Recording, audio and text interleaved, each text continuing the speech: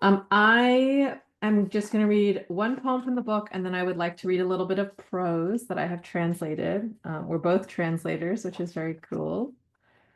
Um, I have a poem that uh, is about being a child, and I was just thinking about about Sarah's child because there was this very cute photo of the baby with my book, and it's a very cute baby in general. Um, and all that we can't remember. So this is obviously from later in childhood. It's called I Was a Highly Awarded Child, worked hard to be beloved by whichever adults were accessible.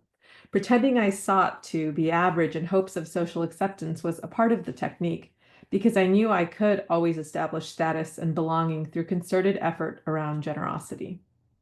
I assumed reading first, listening fast, and remembering the details of your most boring story about that second cousin was my path to earned intimacy, to joy.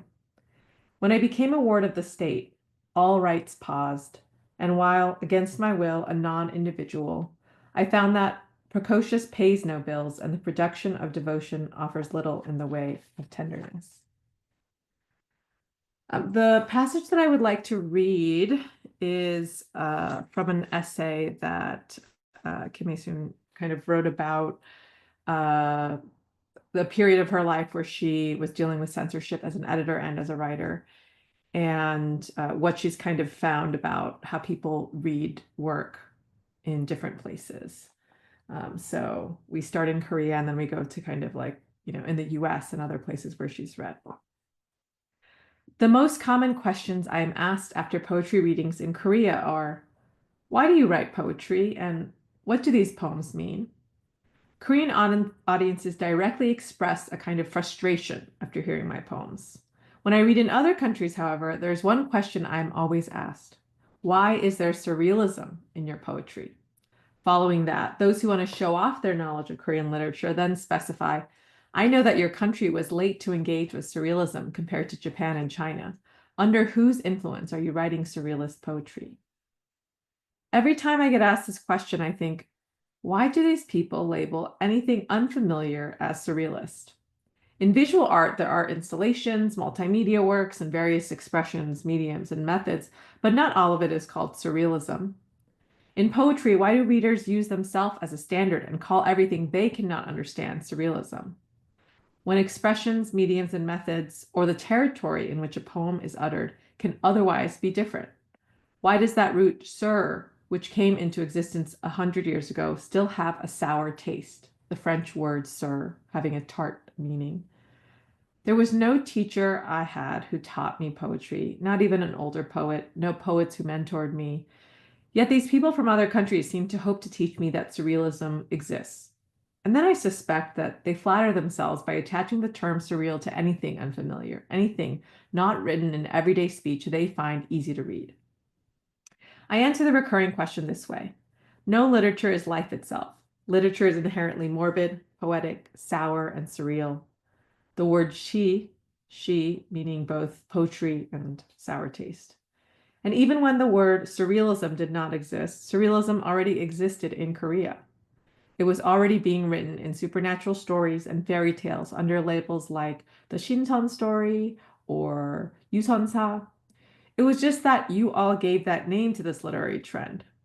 So my poetry here and now, and since I cannot leave my poetry in this literary place, I build my own place that disappears the grammatical person of first or third, disappears times domains.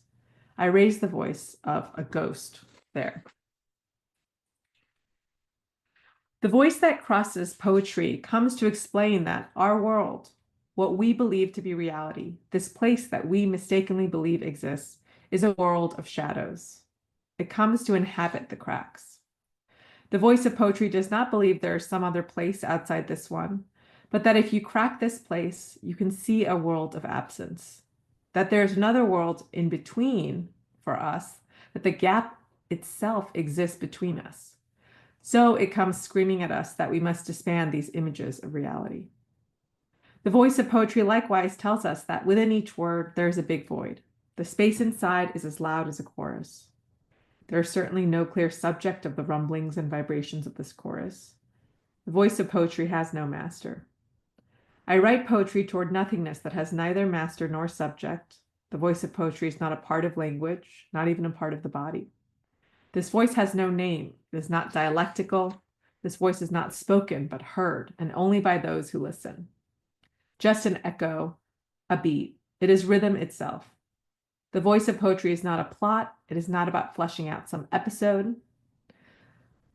While living as fragments on the periphery, in the music, in the feelings, in the emotions, without a place to arrive to, it suddenly finds a sound. The figure that is revealed is not an image or an episode, but a voice not wrapped in language.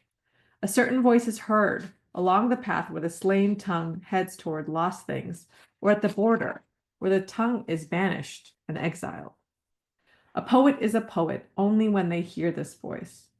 A poet is a poet only when they hear the voids between, in words between the writer and the listener. Korean people often ask me as a poet, why is it you write poetry and what does your poetry mean? I answer that I cannot possibly live here. I cannot keep living here without dying. I answer that my voice, which has become a ghost, has built a ghost being continuously formed. That poetry is death and the voice of death is plural. When you ask me in other places why I am a surrealist, I answer pleading to please not call me a surrealist. Then I answer that most Korean poetry of a certain age and gender should be called surrealist too, and that the haunted house of my poetry is an empty house where only the voice lives. In that hole-like house, my poetry is poetrying, and through poetry I am doing with you. I answer that I am hitting that wholly empty place with a large drumstick, like Princess Nakbang, who abandoned her country for a prince from another by tearing apart the drum that warned of invasions. I am trying to provide feminine enjoyment to being the actor of betrayal, of dethroning the father, the king. I answer that my voice vibrates the air and spreads the echo, and that the wind cries. I answer that the carrying of my voice as a woman poet takes place within the voids of my mother tongue. That it is only when these feminine and poetic desires are carried out within those voids in my mother tongue that I can finally unfold out a poem. So that was Kim Hyesoon talking a bit about poetry and the kind of different ways of looking at it. Just going to read one more child poem. Shakeout. As a child, I went to extremes. Are you listening? Are you listening? The constructions we know of holiness and madness converged only later. Ambulances are cradled and dolls go to war for the same reason the word elegy appears so often in poems. There are places where shaking is expected, loss is assumed. You and everyone should applaud my labored nonchalance.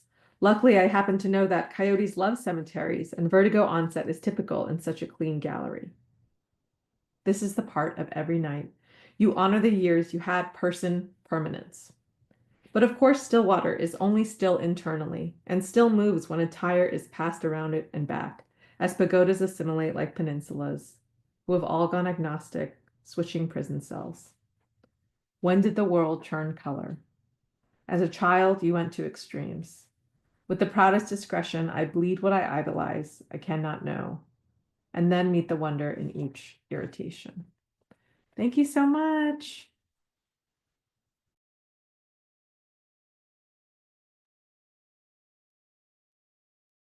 So good. So good. I love hearing Cindy's work, and I think that's the first time I've heard you read something you've translated. So that was really special. I'm excited to talk about it. Thank you all so much for having us. I I think I'm actually just going to read from one prose sequence that I have in my book.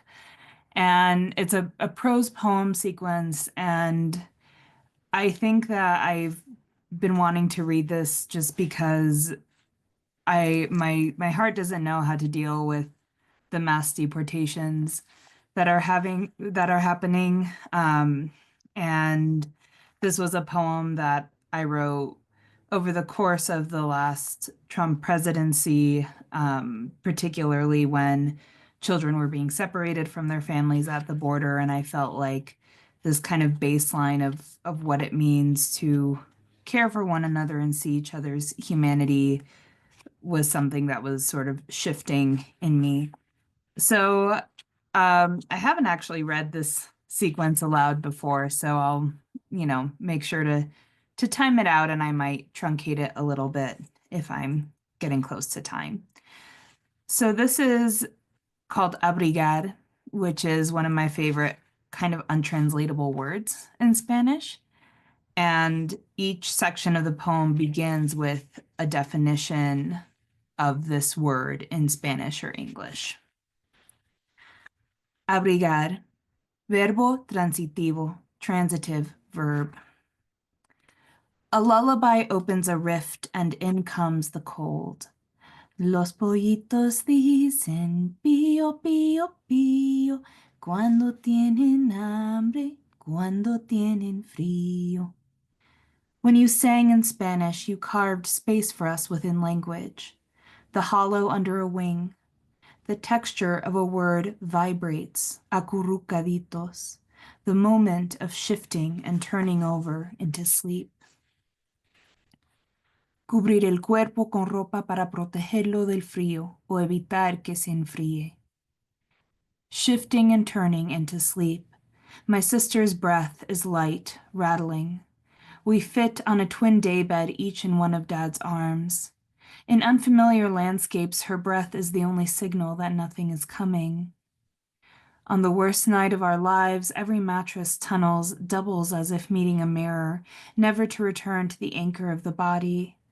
I wake to see my sisters holding each other on the floor. I hold this moment between two fingers, like a boulder suspended between the walls of a gorge. Cover the body with clothes to protect it from cold or keep it from getting cold. To protect someone. A seam, wing, rising chest, incense, luminaria. Try not to be a bad association.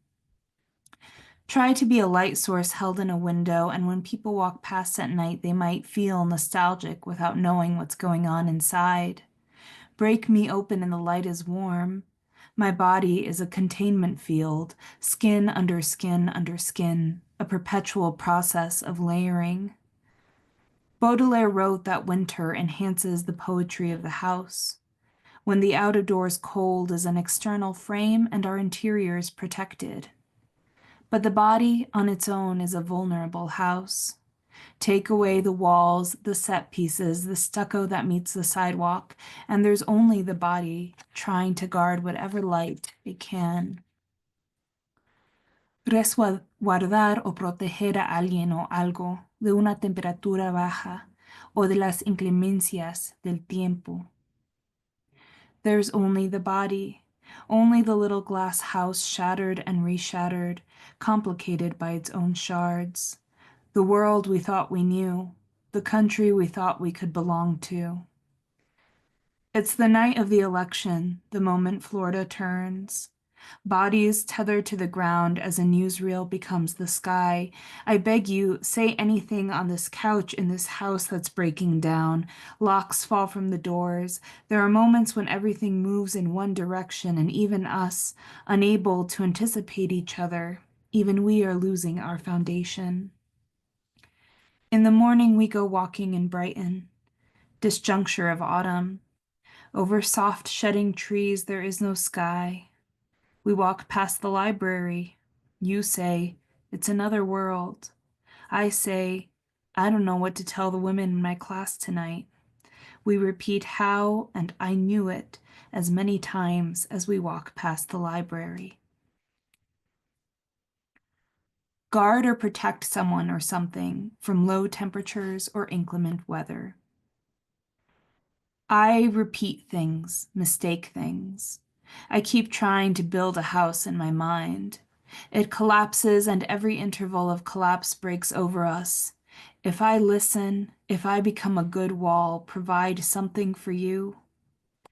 We carry shorelines, inside jokes, burnt out fields, We're born in the hollow after much has been lost. We carry memories that aren't memories, but translations of things once said. What does it mean to hold? How is the candle lit inside, so burning cold? Proteger algo o a alguien de alguna amenaza cercana o peligro. We're in a Dorchester writing room. Nothing can warm us. We craft questions from silence, peel silence down from the walls. The strips become words, and it's like pulling repetitious scabs, wanting the blood to reopen. Someone starts crying. Crying becomes a transferable state, moving around the room, and then you're the one crying. You say, este hombre es un monstruo, le falta humanidad. We're marked as less than human, so human things aren't for us. But if you dream of the place your humanity inhabits, you can touch and taste it and wonder if you can present these broken images as evidence to ICE. Protect someone or something from a nearby threat or danger. Broken images as evidence of humanity. Painted door, pastel blue, adobe white, colores suavecitos, the key, the potted orchid, the promise, the fig tree, a sunlit gate. All this to say I've belonged within a place. I had a mother who said abrígate at the slightest cold. Children are being kept in the cold. The solar blanket was developed to deflect heat away from stations in orbit, then found to retain heat. Space forms between the body of the detained child and this new embankment. There are no echoes in the hollow. Albergar o mantener una idea, deseo o sentimiento. In a chasm, we're left looking up and waiting for wheat to drop from another's mouth. My sisters on the floor wrapping each other eternally. We can't stay this close, so are we less good to each other than a coat, than the shelter of a dream? Harbor or maintain an idea, desire, or feeling. I dream of watching from an opposite treetop as my parents walk through the house they will buy, where they'll build our family, azulejos under the fireplace. I watch Dad walk from room to room, see his smile and skepticism, and beg him not to enter the room where we will lose him. I beg a story not to happen. My abuelita Emilia left Cuba with photographs stitched into the lining of her coat. In some poems, she's the archetype, my grandmother, and I'm sorry for the moments when even a slight step in language keeps you far. Her abuelito would wake her too early so she could luxuriate in going back to sleep. He'd say, para ti, oro molido, for you, anything. She kept one memory of her father, how he laid a Band-Aid on her skinned knee in childhood, a tiny arch of care. Her mother stitched the name Amy into the sleeve where she kept her espejuelos, and as she started to lose her memory, she'd show me how her hand, fragile with age, slid easily into the shelter of her name. All we know is what houses us, what tenderness speaks to us, the part of the lullaby that descends into melodic need, possibilities of contact. Thank you. That was amazing. I also hadn't heard the kind of, yeah, your translations. It was cool to hear them aloud. Um, I wanted to ask about a line, about the glass house that shatters and then is complicated by its own shards. Like I just love this image and the way it turns itself inward. Because the glass house, it's often about the fact that people can see in, but now here are the shards inside. And that it's still a house, although its parts are all, are changed in a way. So I was curious if that image brings up anything for you in terms of your own work, or whether it's your reading or your writing or your thinking, or being, like whether there are any shards that complicate you, but also are from you. Yeah. I think that that image came from this feeling that when you are in some kind of state of collapse or in sort of a deep state of grief, or you are in these states in your life where you can't hold yourself together or you can't kind of maintain, even in your own mind, a sense of a structure around you. I always felt like um you kind of feel like the world can see it, and like you can't help but feel like your brokenness is on display, and like your foundation is gone. um so that's kind of the feeling that I wanted to capture with that line. I I think I end up writing with a lot of imagery that is kind of like a deep tunneling in imagery, like a thing within a thing within a thing. I'm always obsessed with that kind of imagery, especially when it has to do with the body as a site, um, and all of the things we carry in ourselves and in our bodies as this, sort of tunneling or um, destruction or evidence that exists inside of that site. It was interesting to hear you read about the idea of poetry as a haunted house and a ghost being continuously formed. Because I think that I'm obsessed with Gothic imagery and Gothic stories for this same reason. For the way the haunted house feels in so many of my favorite stories and poems, at least, like a metaphor for the body or a metaphor for the mind or a reflection of the body or the mind. So it was really interesting to hear you say that or read that part of the Yeah. essay. And also because it's all about going to poetry readings and the things people say to you. And we've been doing so many poetry readings. Have you had any funny questions or patterns emerge? I'm trying to think what's the weirdest thing someone has said. So I mean, someone started crying, they just came up to me and they were sobbing. And it had nothing to do, I mean, my poems really aren't like that. I can imagine crying at your poems, but I just my poems are so like cold, and it was just very surprising to me for that reason. But it was just someone who I think like was Korean and just hadn't been able to think of writing in a certain way or something like that. And so we shared a moment, but it was I think mostly about whatever else was going on for them.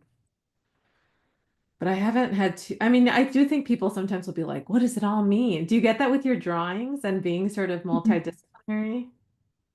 Yeah, I mean, a lot of these readings and everything you get, I don't know why it's making me think of this. I have like a couple family members who every time they like read one of my poems or something, they'll just be like, "Tell me what it means." Like I'm not sure what it means. Like, tell me what it means immediately.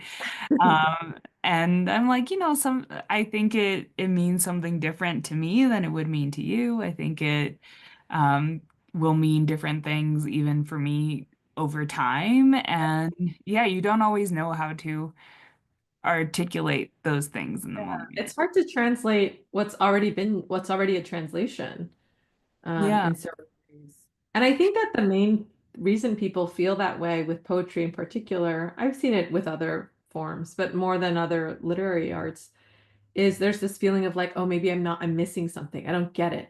Like, what's like the kind of trick?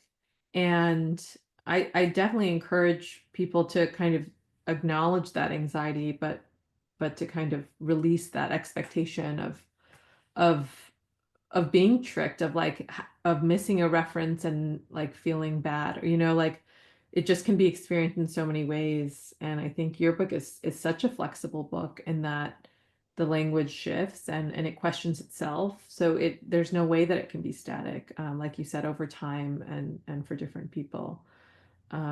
But I do think people find it interesting to learn kind of how things came together and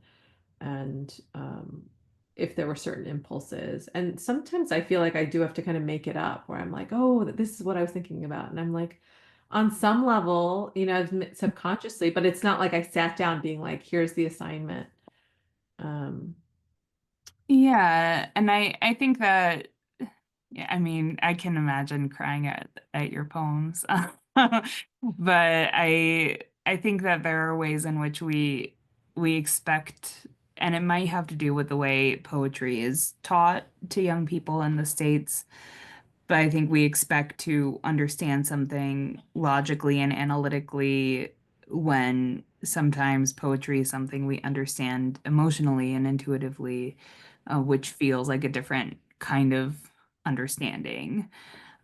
So I think kind of releasing yeah, I have to um, I understand this in a more critical way is what kind of can help people a little bit. Yeah. Um, And unfortunately, I think it becomes possessive. Like to have read a book, to have knowledge, it's about claiming in school sometimes. So we carry that on, feeling like we have to sort of claim something. Oh, I wanted to ask, how was your event with Monica Yoon? Oh, wonderful. Monica Yoon is incredible, like an incredible mind, an incredible reader, um, Incredible reader. like, really funny. And Yeah, and so smart. yeah, and so much myth in her. The way she works with myth, I think like kind of shifted something for me or like opened something for me that I'm really excited about. Um, Oh, amazing. yeah, just there when a poet does something and you're like, I want to try, I want to try. Yeah, or like this is Uh, allowed. You always have that feeling like, oh, this is counts. When I read I wanted to her, ask you something. oh yeah. But can I tell you this Monica Yes, story? yes, tell me the Monica story. Read with her, a couple friends who had never been to a poetry reading in their lives came. And it was, I mean, I was so glad that they came, but of course I'm always like, oh, like it's not for everyone, not everyone loves poetry readings. But they came and they had a really good time and they were obsessed with Monica. And they were like reciting it. I was like, how did you memorize? They would be like, I've never seen a rice chest. And I'm like, you just heard it once. And then I was with both of them at this wedding a few months later, and they came up to me on the dance floor and they like started doing Monica, like doing her movements and like reciting in this professorial way. And I was like, wow, she really gave poetry a good name that day because these are two, one's an opera singer, one's an actress, and they're, totally enamored now. Yeah, so I'm glad we both got to read with. Oh, people are, I mean, I'm obsessed with her now too. Like I think it's a common takeaway. Like, Yeah. um, just really, really incredible work. And yeah, such a presence, such a like quiet, performative presence in a way. Like she doesn't try to be performative, but she's got her movements, her inflections, Yes, and very charismatic. Yeah, yeah, I always appreciate like a true performance, someone being able to like read in a way that is slightly different from their, conversational voice or something. I find it so exciting and sort of enlivening to know that that's sort of possible in everyone. yeah. Yeah, I think that's what excites me about too, like seeing performance poetry, which feels like a different craft in some ways than what I do, but when I see it done well, I'm so excited, by what Yeah, folks admiring. do it. Yeah. I wanted to ask you, since you chose to read this this essay in translation, and this essay in particular that has to do with poetry and um, this sort of way of figuring out or defining what poetry is and can be. And it made me think about some essays and poems that I translated of Blanca Varela's that I felt like there's already an intimacy when you translate with the work. It's like coming through your own voice. You spend so much time with it. You spend so much time thinking about it and what you want to capture from it that it can become just such a part of your own writing and your own sense of writing. And so I was wondering, about your experience with that. If there are pieces that you've translated that particularly you carry as part of your poetry practice, or things that have kind of now shaped and informed your own writing. I definitely think that her intensity and commitment to reality as is, which is to say, things are not sort of framed, but we see them from the inside. Everything is, it can be gory, it can be uh, strange, it can be upsetting, it can be exciting. Like to have that commitment be so central and to be able to recognize it has been really impactful to me. And I definitely think that, I have a similar experience where I feel like I write everything as directly as possible. I can't imagine saying it better than how I've said it. But then in interviews, people will often ask, like, why did you choose to make it so difficult? Or why did you purposefully, as a part of the, aesthetic of the book, complicate? And I don't mind that if it is complicated, because reality might be complicated, or language might be complicated. But I just sometimes feel like I don't connect with the idea that I'm purposefully being evasive, because I feel very direct. And I think that's a little bit what she's getting at about this idea of surrealism, and also of invention, of like who owns a certain understanding of the strange, or of the unknown, and who gets to define it, especially in translation. But I did have I there are a couple poems where she puts like those little kind of a bullet point. It's like, I think it's like at a control at 8 or something. It's like that little black point.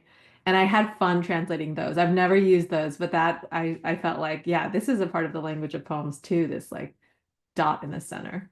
What about for you, especially working with a co-translator?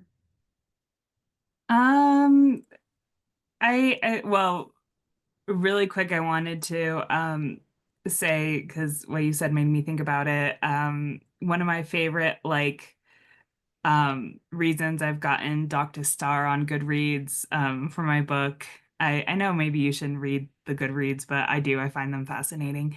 Someone said that maybe I would outgrow my unnecessary obfuscation. And I loved that. I was like, "May we Wow. never," because I also feel like very um direct, very much like I'm communicating Yeah. what my brain is. So it's really funny to me. I was just like, may we never outgrow our unnecessary. Right. But there's also kind of a projection there. Like it's someone who clearly knows it's your first book and that you're young. This sort of idea of like, oh, I hope eventually she outgrows. Like like there's some story that they also have in their mind, about that judgment, which is interesting. That makes me curious. I want to go read all your comments. I don't know what kind of stuff gets posted there, but I yeah, know that's it's there's some really beautiful, generous, really beautiful things people write. And then I was just at a reading with Dana Smith, who was talking about how like the best book in the world that change your life. Someone gave it 2 stars on Goodreads. You know, someone is there saying like this book does not work, which is really funny to me. And that's why I find like even the bad reviews really interesting. Um, I wonder now, what do you think the reviews are of of War and Peace? Like, do you think that people go on there and say like it's too boring, it's too long? I'm like over, Natasha. Like, I wonder, yeah, or are people too reverent about things that are older? Like they assume that they're, the things that have lasted are better. That's so interesting. I had a student who was doing this whole project about reviews, where she was looking at reviews of beauty products where people would like give something 5 stars and say, this burned all my hair off. It was so painful and I love it. That's like what I wanted, you know? Or like this, when I wear these lashes, like it's like I feel like my eyes are gonna fall off, but they're gorgeous. 5 stars. Um, like she thought they were like this idea of like pain being sort of inevitable and worthwhile. And yeah, you can learn a lot from reviews. yeah, I think someone somewhere made a compilation online of like like panned 1 star Goodreads reviews of like literary masterpieces of the canon of the Western canon. I'll have to see if I can find it. It was really funny. Um, the way people think about books is really funny. But I'll answer what you were talking about, or you asked if I had any, sort of feelings like that around translation. Um, I think that like for me, translating Latin American women, like I didn't grow up reading Latin American women writing in Spanish. I really didn't start to read women writers from Latin America other than like Isabel Allende, who I read in high school. But other than that, I didn't start reading them until grad school. And I felt like there was some part of my voice that I didn't know I was missing until I was reading women writing in Spanish, like until I started reading a lot of the women who are epigraphs, whose work is epigraphed in the book, like Alejandra Pizarnik and Blanca Varela and Diamela El Tit. Uh, I think that there are certain lines that I carry. There's certain imagery that I carry, things that like kind of come up as refrains in my mind. And then there's like a little part of an essay that Blanca Varela wrote about returning to Peru after she lived in Paris, that I've carried with me when I moved back home, a few years ago after moving away. And she said that, you can see people see going back home as kind of some sort of capitulation, that like you didn't like go on your adventure forever or something. But she talked about it as a choice nourished by an intention. And I think that's something I carry in my writing too, and in my writing life. Like I try to make choices that are nourished by intention. Yeah, that's beautiful. I mean, the idea that kind of two parts of yourself can nourish each other too, like your choice and your intention, for your intention to have that power to nourish is lovely. I think also just translating in general, it gives me that feeling of things exist in the world. Like this is something, it's very real to me. I feel like I'm in it. I'm emoting over it. I'm, intellectualizing it. Like there's so much going on that I feel like words are real, and that itself is sort of driving, as a writer. Yeah, I think it's, we there are parts of reality that only start to make sense to me when I see them in writing, or parts of reality that I didn't realize I was kind of lacking language to understand.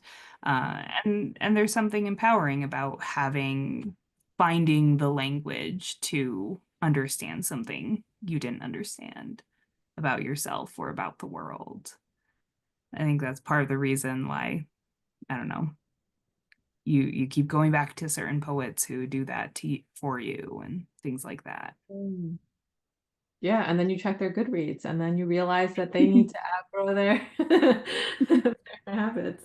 Um, no, it does make me wonder about. I had a really racist uh, cab driver, and who was like, "It's horrible.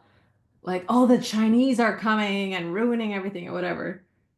Going on and on, like, oh, it's get like this is just come on, be serious. I asked where's your family from? Are you from around here? No, all her grandparents born out of the country in Italy.